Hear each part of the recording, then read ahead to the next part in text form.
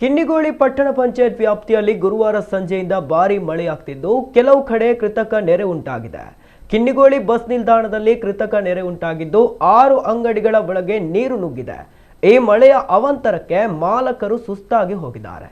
ಮಳೆಗಾಲಕ್ಕೂ ಮುನ್ನ ಚರಂಡಿ ಕಾಮಗಾರಿ ನಡೆಸಿದ್ರೂ ಕೂಡ ಕೆಲವೊಂದು ಕಡೆ ನೀರು ಹಾದು ಹೋಗುವ ಮೋರಿ ಬ್ಲಾಕ್ ಇದ್ದ ಕಾರಣ ನೀರು ಸರಾಗವಾಗಿ ಹರಿದು ಹೋಗಲು ಸಾಧ್ಯವಾಗಿಲ್ಲ.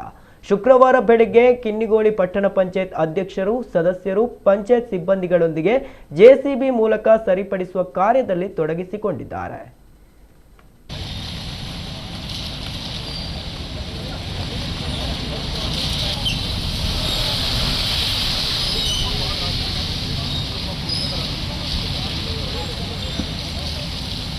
ಆ ಪೈಪ್ ಬಾರ್ದು